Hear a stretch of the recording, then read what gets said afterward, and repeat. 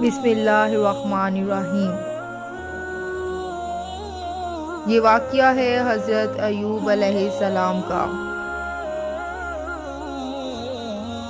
حضرت موسیٰ علیہ السلام کے انتقال کے بعد بنو اسرائیل کی بہت ترقی ہوئی۔ اس کے بعد آہستہ آہستہ ان میں اختلاف پیدا ہو گئے اور اللہ تعالیٰ کے بتائے ہوئے صحیح راستہ کو بھولتے گئے۔ بنو اسرائیل کی ہدایت کے لیے اللہ پاک نے اور کتنے ہی نبی بھیجے جو حضرت موسیٰ علیہ السلام پر نازل کی ہوئی کتاب توریت کی تعلیم دیتے رہے اور بنو اسرائیل کو پھر سیدھے راستے پر لگاتے رہے۔ حضرت ایوب علیہ السلام بھی انہی پیغمبروں میں سے ایک ہیں جو بنو اسرائیل کو توریت کی تعلیم دینے کے لیے تشریف لائے تھے۔ حضرت ایوب علیہ السلام اللہ تعالیٰ کے بڑے صابر پیغمبر گزرے ہیں۔ آپ کا ذکر بھی کئی جگہ قرآن مجید میں ملتا ہے۔ آپ بڑے ہی مالدار خوشحال تھے اور آپ کی بہت سی اولاد تھی۔ آپ اللہ تعالیٰ کی ان نعمتوں پر ہر وقت شکر ادا کرتے تھے۔ ہر طرف خوشی ہی خوشی تھی۔ رنج و غم، فکر، اندیشہ کا کوئی دور دور تک نام و نشان نہیں تھا۔ آخر آپ کی آزمائش کا وقت آ گیا تاکہ اللہ تعالیٰ کے سچے بندوں کی نشانی رہتی دنیا تک قائم رہے اور صبر و شکر کی مثالیں ہمیشہ زندہ رہیں۔ اللہ تعالیٰ نے ایک ایک کر کے اپنی نعمتیں واپس لینا شروع کر دیں۔ مال و دولت، باغات، سبزہ زار، کھیت، مکانات، جانور، اولاد سب کے سب رخصت ہو گئے اور آخر میں صحت نے بھی جواب دے دیا۔ بدن میں کیڑے پڑ گئے، سارا بدن پھٹ گیا، مگر آپ ان سب مصیبتوں پر بھی اللہ تعالیٰ کا شکر ہی ادا کرتے رہے۔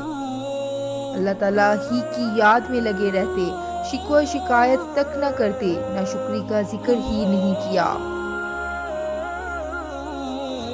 آخر صبر رنگ لے آیا۔ صبر کی بھی ایک حد ہوتی ہے۔ جب اس کا پیمانہ لبریز ہو گیا تو انہوں نے اپنے رب کو پکارا اور فریاد کی، مجھے شیطان نے رنج اور تکلیف پہنچا رکھی ہے، تو میرے حال پر رحم کر کہ تو ہی سب سے زیادہ رحم کرنے والا ہے۔ آخر اللہ تعالیٰ کو ان کے حال پر رحم آیا۔ اس نے حکم دیا کہ تم اپنے پاؤں سے زمین پر ٹھوکر مارو۔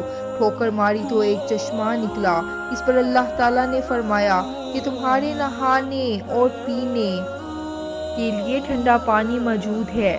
جب وہ اس پانی سے نہائے اور اس کو پیا تو ان کی تمام بیماریاں دور ہو گئیں۔ اور اس کے ساتھ ہی اللہ نے یہ بھی احسان کیا کہ ان کو پھر تمام نعمتیں اور برکتیں بھی دیں اور بیوی بچے بھی عنایت کیے۔ بے شک حضرت ایوب علیہ السلام بڑے صبر کرنے والے تھے۔ کیا ہی اچھے بندے تھے جو ہر بات میں اللہ کی طرف دوڑتے تھے۔ اللہ تعالیٰ ہم سب کو ہر آزمائش اور امتحان سے بچائے، لیکن اگر کبھی کوئی مصیبت آ جائے تو اس کو اللہ تعالیٰ کی طرف سے اپنے برے کاموں کا ایک امتحان سمجھنا چاہیے اور اللہ کے پیارے نبی حضرت ایوب علیہ السلام کی طرح صبر کرنا چاہیے اور اس حال میں اللہ تعالیٰ کا ذکر اور اس کی تعریف کرنا چاہیے کہ یہ بڑے انسانوں اور بڑے سچے بندوں کی نشانی ہے۔ اللہ پاک ہم سب کو صبر و ثبات اور ہر حال میں اپنے مالک حقیقی کی تعریف کرتے رہنے کی توفیق عطا فرمائے، آمین۔ Thanks for stay tuned. اللہ حافظ۔